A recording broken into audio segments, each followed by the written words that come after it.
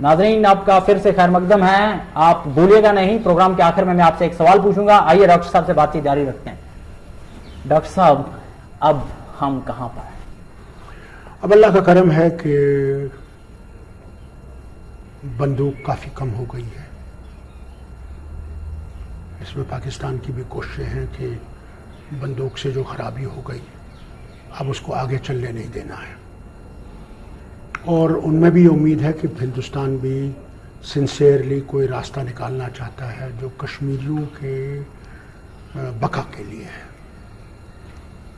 और उसी में हम लोग अब देख रहे हैं कि ये जो मज़ाकरात हैं और मज़ाकरात का जो सिलसिला है, और जो पाकिस्तान के सदर और उनके वज़ीर ख़ारजा कहते रहते हैं कि मुझे लगता है कि हो सकता है कि कहीं ना कहीं अब वो जगह पहुंच रही है जहां पर कि कुछ हमें अमन का सांस लेना हो जाए। आपको लगता है कि रास्ते खुल जाएंगे, जख्मों पे मरहम पट्टी? हाँ, मैं समझता हूँ कि अब टूरिज्म हमारा बढ़ेगा, पाकिस्तानी आएंगे, हमारे लोग जा सकेंगे, ट्रेड बढ़ेगा, हमारा माल वहाँ जाएगा, उनका माल आएगा, कम्युनिकेशन हमारा बेहतर हो जाएगा। तो इस सिलसिले में किसी नतीजे पे हिंदुस्तान और पाकिस्तान पहुंचे? हाँ, मैं समझता हूँ।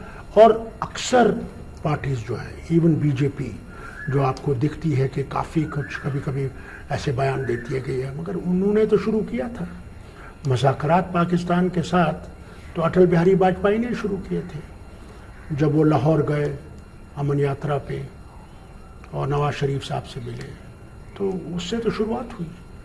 अब वो वाजपेयी साहब का ही रास्ता है जिस पे आप मनमोहन सिंह? मैं समझता हूँ वाजपेयी जी ने रास्ता बनाया, ज़रूरी नहीं है कि अब वो रास्ता जो है वो उसी चीज़ पे रह जाएगा जहाँ पर के वाजपेयी जी ने छोड़ दिया था। ऑब्वियसली रास्ता आगे बढ़ेगा, ताल्लुकात अच्छे बनेंगे। रास्ता के पार्टनर रहे डॉक्टर साहब, उन दोनों वाजपेयी जी क्या फरमा रहे थे कश्मीर के बारे में? कश्मीरियों को क्या देना चाहते हैं? सवाल मैं ये नहीं कह सकता हूँ कि क्या देना चाहते थे। मैं तो वो नहीं था कि जो अंदर की कैबिनेट में बैठा हुआ ये जानता था कि भाई देने वाले क्या है, मगर एक शुरुआत जरूर हुई।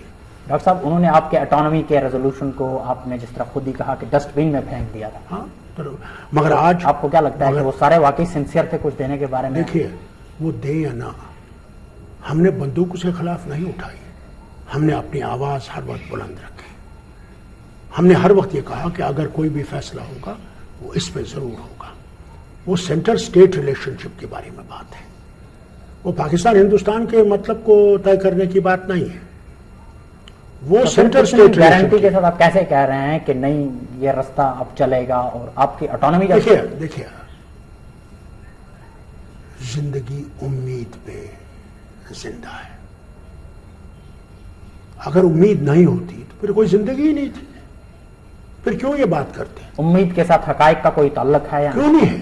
तो हकायक ये बता रहे हैं कि आपकी ऑटोनॉमी को उन्होंने डस्टबिन में फेंका। ऑटोनॉमी डस्टबिन में फेंक दिया उन्होंने, मगर आज जो कमेटी बनी हुई है वो तो ऑटोनॉमी पे ही फैसला कर। आपको नहीं लगता कि मनमोहन सिंह जी वाजपेयी जी की हुकूमत से कुछ ज्यादा कमजोर हैं? कमजोरी और ताकत डेमोक्रेसी का एक हिस्सा है। डेमोक्रेसी में ताकत लोगों की है, मिलिट्री रूल में ताकत जनरल की है, लोगों की नहीं है। मनमोहन सिंह उतना ही करेंगे जितना लोगों की उम्मीदें हैं। और वाजपेयी जी क्या कुछ उससे बढ़कर करने वाले थे? वाजपेयी जी तो अब कर कुछ कर नहीं सकते, वो तो है नहीं। उस जमाने में वो 2.5 साल में वापस आ जाते तो क्या करते? मैं समझता हूँ वो भी पाकिस्तान के साथ आगे बढ़ते, उसके सिवा हिंदुस्तान के तरक्की का कोई रास्ता नहीं है। हिंदुस्तान की तरक्की का रास्ता पाकिस्तान की दोस्ती जरूरी है। पाकिस्तान और हिंदुस्तान की दोस्ती बेहद जरूरत है एक दूसरे मुल्क को बचने की। अगर ये दोस्त नहीं बनेंगे तो हमारी ताकत नहीं बनेगी दोनों मुल्कों की। आप वाजपेयी जी को कोई गाइडेंस, कोई एडवाइस देते थे कश्मीर के सिलसिले में कि कैसे आगे बढ़ना है, कैसे चलना है? सवाल नहीं है। हम लोग, वो प्राइम मिनिस्टर और चीफ मिनिस्टर की मुलाकात होती है, वो थोड़ी पब्लिक डोमेन होता है। आप जाती तौर उसमें मैं क्या बात करूं उनसे, वो मुझसे क्या बात करें? उनके खतों और उनके निशानात से ऐसा लगता था कि वाजपेयी जी बहुत कुछ करना चाहते हैं। उन्होंने खुद फरमाया था कि हम बीटन ट्रैक से आगे बढ़ना चाहते हैं। तो आखिर वो बीटन ट्रैक से आगे क्या करना चाहते थे? वो बीटन ट्रैक क्यों नहीं, आप उनसे पूछिए, वो यहाँ जिंदा है, अल्लाह का शुक्र है। आप कश्मीर के वजीर आला थे उन दिनों, आपको इस बारे में कोई? आप उनसे पूछिए। پرائم منسٹر کا پریروگیٹو ہے، ان سے پوچھیں کہ وہ کیا کرنا چاہتے تھے. آپ کی نظروں میں کیا کرنا چاہتے میں یہ سمجھتا ہوں کہ پاکستان کے ساتھ وہ دوستی آگے لے جانا چاہتے ہیں. کشمیریوں کو کیا دینا چاہتے ہیں؟ وہ کشمیریوں کو تو دینا ہی چاہتے تھے. پہلے تو ان کو جو اقتصادی مشکلات تھے ان سے نکالنا چاہتے تھے، جس مصیبت میں وہ پھنسے تھے اس میں نکالنا چاہتے تھے. سیاسی ایک سینس آف بلانگنگ دینا چاہتے تھے ان کو. تو آپ کو لگتا ہے کہ وہ دینے میں وہ کامیاب ہوئے؟ کافی کامیاب ہوئے، ڈیفینیٹلی کامیاب ہوئے. کافی کچھ دیا انہوں نے. ہم لوگ زمین پہ پہنچے ہوئے تھے. آپ کو لگتا ہے اگر واجپئی جی حکومت میں ہوتے تو بہت کچھ ہوا ہوتا کشمیریوں کے بارے میں؟ نہیں، دونوں حکومتیں یا جو تیسری حکومت بھی آئے گی وہ یہ پروسیس روک نہیں سکے گی ہندوستان اور پاکستان کی دوستی کی. پاکستان کی سیاسی صورتحال پہ آپ کیا کہیں گے؟ وہ کتنی یقینیت کے ساتھ یہ سب کچھ دیکھیے، پاکستان میں جنرل صاحب بیٹھے ہوئے ہیں، فوج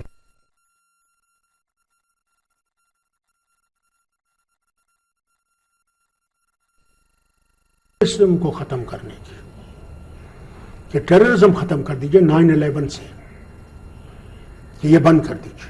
وہ عالمی ٹیررزم ختم تب تک نہیں ہوگا جب تک عراق، افغانستان اور فلسطین کا جو مسئلہ ہے وہ حل نہیں ہوتا. جب تک یہ ناسور رہیں گے ہم یہ کہیں کہ انٹرنیشنل ٹیررزم ختم ہوگا، وہ نہیں ہوگا. اسرائیل اور پیلسٹائن کو راستہ ڈھونڈنا پڑے گا ایک دوسرے کے ساتھ بسنے کا اور عزت سے بسنے کا. تو اس کا کچھ اثر کشمیر پہ بھی، اس خطے پہ بھی کچھ پڑتا ہے آپ کو لگتا ہے؟ ہمارا اثر اپنے ہی ملک کا ہے. ہمارے ہاں بھی لوگ ہیں جو روتے ہیں جب وہ دیکھتے ہیں لوگ مر رہے ہیں، بم پھٹ رہا ہے عراق میں اور بیچارے بے گناہ، وہ شیعہ ہوں یا سنی ہوں، مر رہے ہیں. یہ کون کس کو مار رہا ہے؟ عراقی تو مر رہا ہے. وہ شیعہ ہو یا سنی ہو تو عراقی ہے. انسان مر رہا ہے، بے گناہ مر رہا ہے. اس کا اثر ہم سب پہ ہے. تو کشمیر کی صورتحال آپ کو لگتا ہے کہ اس پہ کوئی اثر پڑ رہا ہے ان سارے حالات کا؟ کشمیر میں سمجھتا ہوں کہ کافی کچھ اس کا اثر ہے کہ ہندوستان اور پاکستان اس مصیبت سے نکلنا چاہتے ہیں.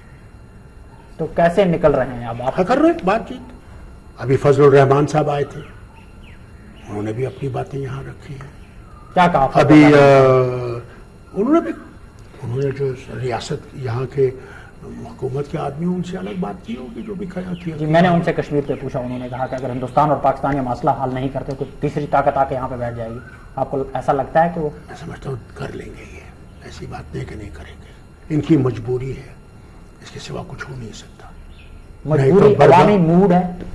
مجبوری بھی ہے اور عوامی موڈ بھی ہے، کیونکہ برباد ہو گئے دونوں ملک. ہندوستان کی عوام ہمیشہ جنگ کی بات کرتی ہے، پاکستان کی عوام ہمیشہ جذباتی بن کے ہندوستان سے جنگ کی بات کرتی ہے. آپ کو نہیں لگتا ہے کافی فرق ہے دونوں عوام؟ وہ ختم ہو گیا.